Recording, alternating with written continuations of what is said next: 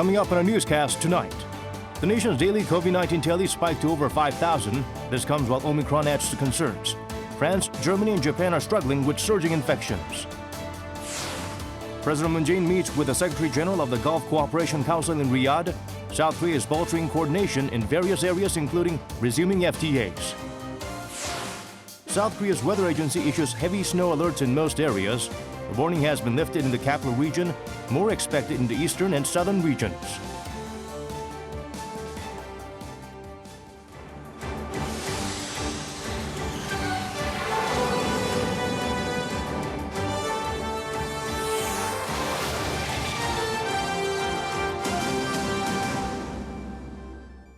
Hello and welcome, I'm Daniel Che. Let us begin with the top story at this hour. South Korea reported more than 5,000 new COVID-19 cases for the first time this year. Authorities believe Omicron will likely become dominant in the next few weeks. The government will take special measures when the tally reaches 7,000. Kim Hyun-sung starts us off. South Korea's daily COVID-19 tally has topped 5,000 for the first time in 20 days. The country on Wednesday saw 5,805 new cases of COVID-19. That's an on-week rise of more than 1,400. But with Omicron, cases are expected to drive up even higher. During the 3 weeks of extended social distancing, including the Seollal holiday, 80 to 90% of cases would become Omicron. We see that an increase in infected cases would inevitably follow. Officials are preparing to shift into a faster and more efficient virus response system, tailored to Omicron. They will kickstart this Omicron-targeted system when cases reach 7,000 a day. While sharpening their virus response, health authorities are providing more leeway on vaccine passes. The government hopes to minimize confusion and inconvenience. So one change it will be making is broadening vaccine pass exemptions for those who have been hospitalized due to side effects after getting their first vaccine dose. More exemptions will be announced on Thursday. But this does not mean that the government is becoming lax in its vaccination campaign. We need to speed up our third shots. The more we delay it, the more vulnerable we may become to the threat of Omicron. Cases have also been rising among foreign residents in South Korea, who have a relatively low rate of third doses of vaccinations. The government strongly encourages everyone to go and get their top-up shots. Kim Hyun-sung, Arirang News. Pfizer released 3 studies showing its COVID-19 pill is effective at treating Omicron. The treatment called Paxlovid showed similar antiviral activity against Omicron and other previous variants. A key ingredient in the drug helps prevent the virus from replicating. Treating different variants required similar quantities of the drug. The U.S. drug maker's product is reportedly 89% effective in preventing hospitalization and death among high-risk patients. President Moon Jae-in wraps up his visit to Saudi Arabia, meeting with the Secretary General of the Gulf Cooperation Council. The South Korean leader announced a resumption of FTA talks between Seoul and the 6-member group. Kim Min-ji files his report from Riyadh. South Korea will be resuming free trade talks with the Gulf Cooperation Council. President Moon Jae-in on Wednesday met with Nayef bin Falah al-Hashraf, the Secretary General of the 6-member group comprised of Saudi Arabia, the UAE, Oman, Bahrain, Kuwait, and Qatar. These countries account for over 60% of South Korea's crude imports.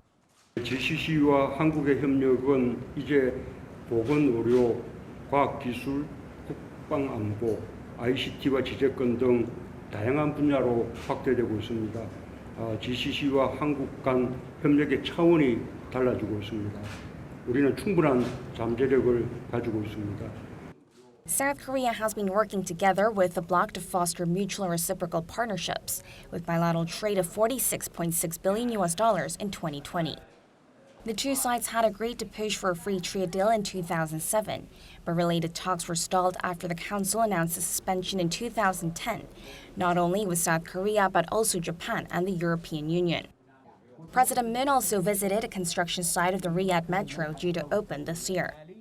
The subway system has 6 lines with a combined length of 176 kilometers. South Korea's Samsung C&T is taking part in the construction. Moon was briefed on the developments of the project and encouraged the workers there. On Tuesday, President Moon met with Saudi Crown Prince Mohammed bin Salman and agreed to expand hydrogen cooperation.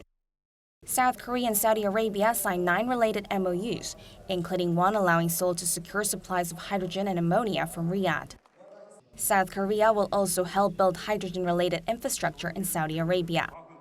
The leaders also expressed hope for Seoul's active participation in Saudi Arabia's Smart City project, which is part of Riyadh's Vision 2030, a framework to reduce the kingdom's dependence on oil and diversify its economy. 오늘 모하메드 빈 살만 왕세자님과 미래에너지, 미래도시, 미래산업에서 협력을 강화해 나가기로 합의했습니다. 양국 정부는 기업들의 협력을 아낌없이 지원할 것입니다. The next stop for President Moon is Egypt, the final leg of his week-long tour. He'll be holding a summit with his Egyptian counterpart Abdel Fattah al-Sisi and attend a business roundtable on green cooperation. Kim Min-ji, Arirang News, Riyadh. South Korea's first Vice Foreign Minister Choi Jong-un and U.S. Deputy Secretary of State Wendy Sherman reaffirmed an openness to managing stability on the peninsula by any means and to resume dialogue with Pyongyang at an early date. According to Seoul's foreign ministry, during phone talks, the two officials shared their assessments of the regime's latest missile launches. The State Department said Sherman condemned the North for violating multiple UNSC resolutions. The reclusive regime staged multiple missile tests just this month alone. A weekly Wednesday demonstration held by organizations advocating for the rights of survivors of Japan's wartime sex slavery was staged. The latest session is first to be held since National Human Rights Commission of Korea ordered the police to protect the participants from far-right groups. Kim Da-mi has the details. A Wednesday demonstration was held in Seoul's Jongno-gu district on Wednesday for the first time since the National Human Rights Commission of Korea ordered the police to protect the demonstrators from far-right groups. Officially named Wednesday demonstration demanding Japan to redress the comfort women problems, the most recent one was the 1527th and took place near the Statue of Peace, close to where far-right groups hold their own protests. Efforts to protect people taking part in the Wednesday demonstrations include warnings against insults aimed toward the so-called comfort women or related protesters and a call on the police to investigate cases upon the victim's request. The order comes following requests from organizations such as the Korean Council, which argued that the country was neglecting their human rights.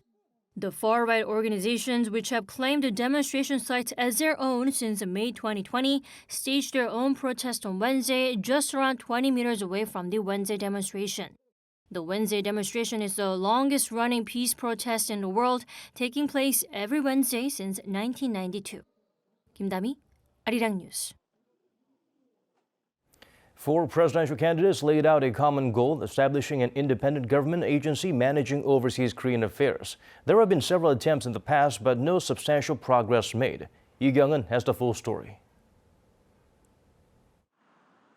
For 7.3 million South Koreans living overseas, dealing with government services is not as easy as in their home country. They have to use different ministries for different services. Passport issuance at the Foreign Affairs Ministry, entry and departures at the Justice Ministry, taxes at the National Tax Service. That's why they've called on the government to launch an overseas Koreans agency, where all of these services can be provided at once. It's also one of the major reasons why they'll be heading to polls to vote in the upcoming presidential election.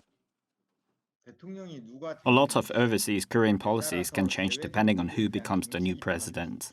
With an overseas Korean agency as a key agenda, we sent each candidate a petition signed by some 4,000 people calling for its establishment.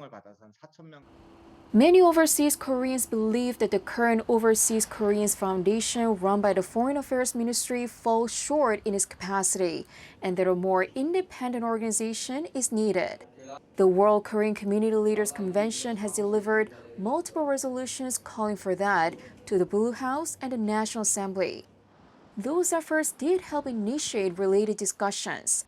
9 bills have been submitted proposing either a ministry, an agency, or a presidential committee. Also, former President Park Geun-hye and the incumbent Moon Jae-in both proposed it in their pledges.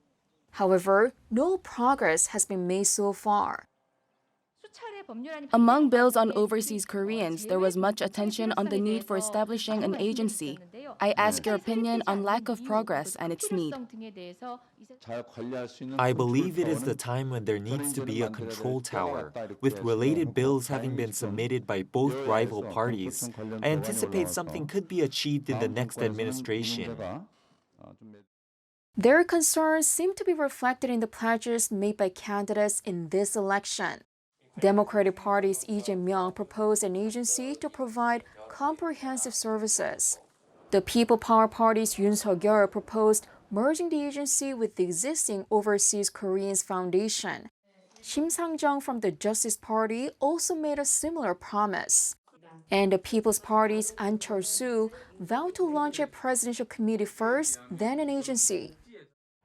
No details have been released by the candidates, but the first step will be changing the law to lay the legal foundations. But it remains to be seen whether whoever gets elected can finally make an actual push for that. Lee Kyung-eun, Arirang News.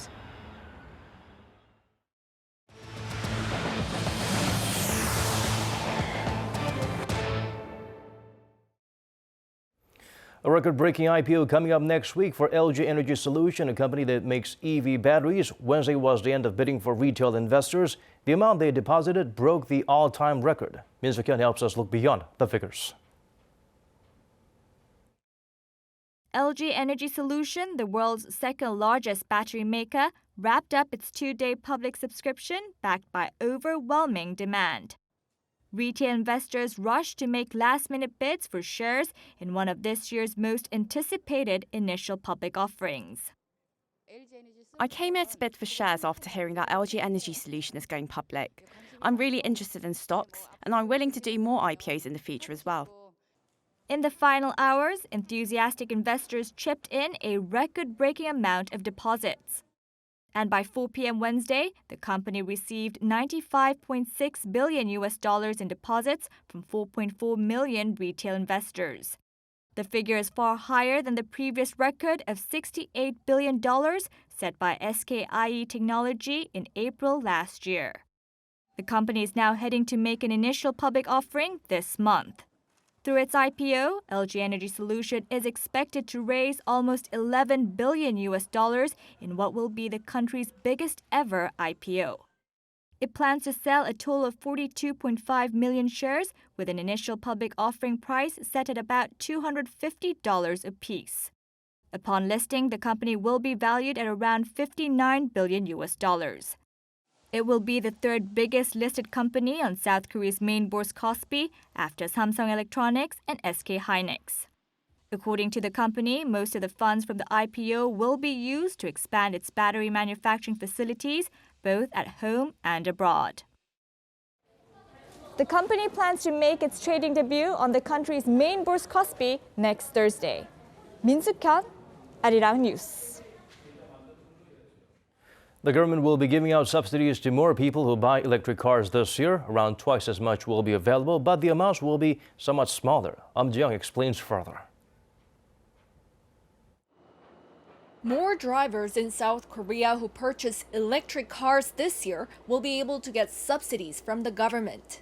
The Ministry of Trade and Industry and related ministries jointly announced a plan on Wednesday to provide subsidies to roughly 207,500 drivers who purchased electric cars in 2022. In order to speed up the demand for electric cars in the country, the amount of consumers who can receive the subsidy this year is more than twice the 101,000 who got subsidies last year. Around 164,500 people who purchase small to mid-size electric cars will be able to get subsidies, more than double the figure from last year's 75,000.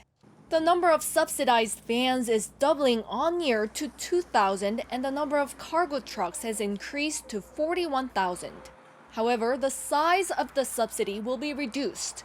Those who buy small to mid-size vehicles can get up to $5,800, which is down from $6,700 last year.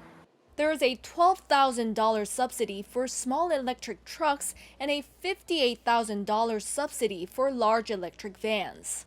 The government has also lowered the upper limit of the price of cars that can be subsidized to promote more affordable vehicles. The upper limit of the price of the cars which drivers can receive the full amount of subsidy has been lowered from roughly $50,000 last year to around $46,000. Drivers will be able to get half of the subsidy when they purchase cars priced between $46,000 and $71,000. Cars costing more than $71,000 will not be subsidized. The government also plans to minimize the shipment of subsidized cars abroad by extending the mandatory period of possession from 2 to 5 years. 엄지영, Arirang News.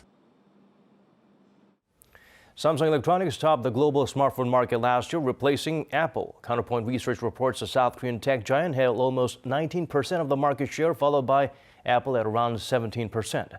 In terms of annual sales, last year's figure was a record high for Xiaomi. The Chinese firm also enjoyed the biggest growth with 35%, while Samsung came in at 0.9%, the lowest among the top 5.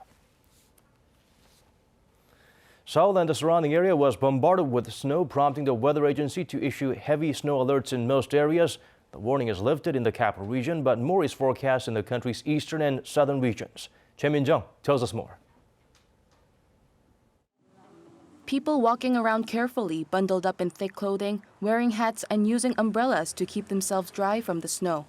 And cars being driven slowly with the roads icy and slippery. A blanket of snow has covered the capital region from Wednesday morning, with many areas seeing more than 3 centimeters of snow. At 9 a.m., a heavy snow alert was issued in Seoul for the first time this year, meaning at least 5 centimeters was expected over the day. But by the afternoon, the warning had been lifted as the snow clouds moved away from the capital. Most weather alerts issued in Gyeonggi-do province were also removed as well. The government sent some 9,000 workers and 1,200 grit trucks and equipment to remove snow. To prevent potential rush hour traffic in the evening, Seoul is running more buses and subways. The weather agency says snow is expected to spread to some areas along the east coast as well as Jeju Island. The agency forecasts these regions could see up to 20 centimeters of snow by Thursday.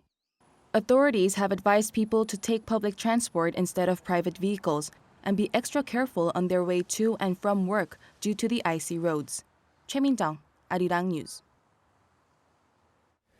The 2022 Grammy Awards is rescheduled to take place on April 3rd, and for the first time ever, it will be held in Las Vegas.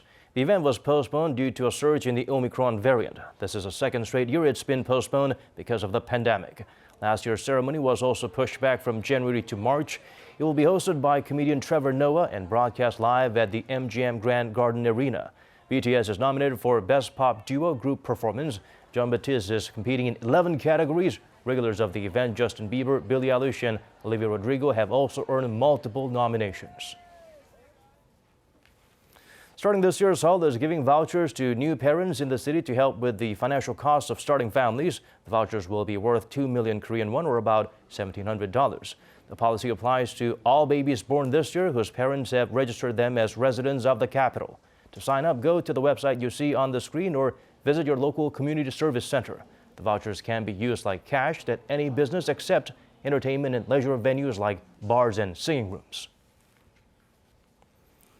There's a boom in the market for refurbished products, in other words, things that were open but then returned to the store or were used as display models.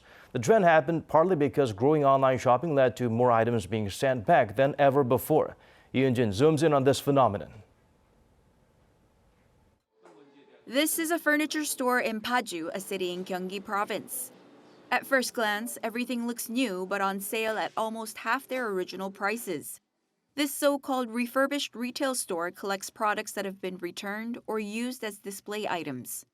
A survey conducted on 500 people that purchased refurbished furniture revealed that 8 out of 10 people asked responded with satisfaction. The market for these refurbished goods has been growing primarily around home appliances and furniture, but these days it has expanded to include daily essential household goods and even food items.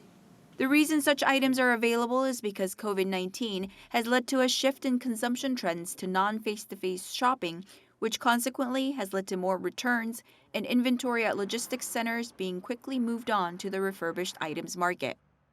Because online shopping requires people to make purchases without actually looking at product, there are more returns. We are seeing almost a 50% increase in items here compared to before the pandemic. These refurbished items stores that offer grade A products at grade B prices are becoming popular very quickly. Sales at 14 refurbished item retail stores across the country operated by a single company jumped almost $8.4 million in the 2 years of the COVID-19 pandemic. There are no accurate statistics on the overall market size for refurbished goods, but the distribution industry estimates the size to be around $1.67 billion. The series of events, such as COVID-19 causing financial hardship, as well as non-in-person shopping leading to an increase in purchase returns, has brought the refurb market into the spotlight. 이은진, Arirang News.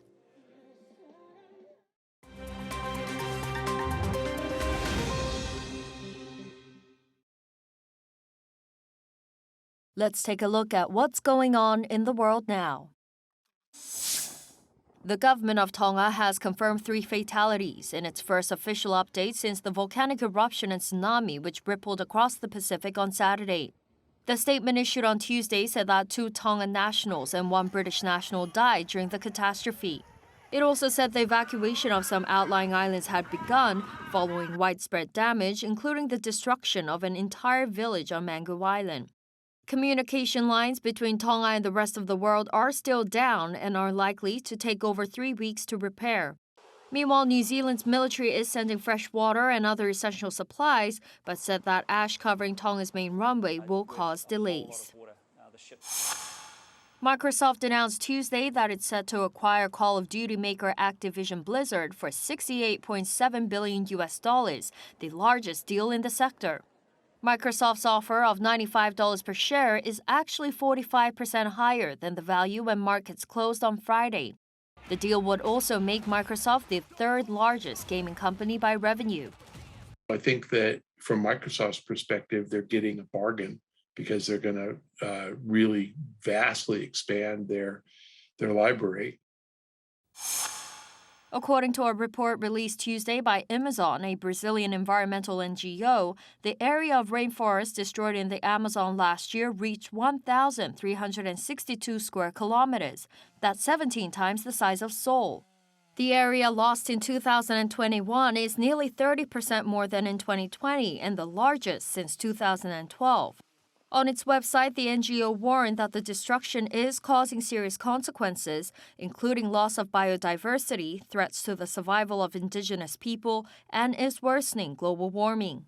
Some blame loose punishments for environmental crimes in the rainforest after President Jair Bolsonaro took office. According to recent data, penalties for environmental crimes in the Amazon rainforest fell from 688 cases from 2014 to 2018 to just 44 cases from 2019 to 2020. In response, an organization consisting of ecologists, scientists, and lawyers filed a complaint with the International Criminal Court against President Bolsonaro last year, accusing him of being responsible for the destruction of the rainforest. Kim Chang-ah, Arirang News.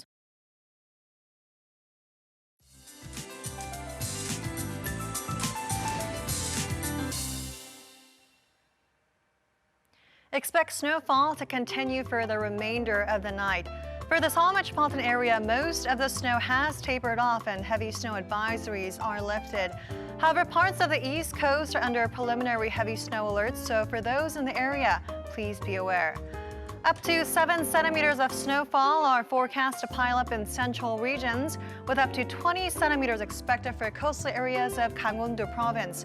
Heavy bands of snow are also in store for Ulleung-do and Dokdo Islands. Under such inclement weather, people are encouraged to take public transportation. And if you have to drive, please take extra precautions, as roads could be slippery due to the snow and freezing conditions. Morning lows will range from minus 10 to 1 degrees nationwide. Seoul will start up at minus 8 degrees Celsius. All the snow will taper off by the daytime. Seoul will get up to 2 degrees. Gwangju and Daegu 5, and Busan will make it to 8 degrees Celsius. The cold wave will continue until Friday morning. Conditions will return to the seasonal average thereafter. That's all for now, and here are the weather conditions around the world.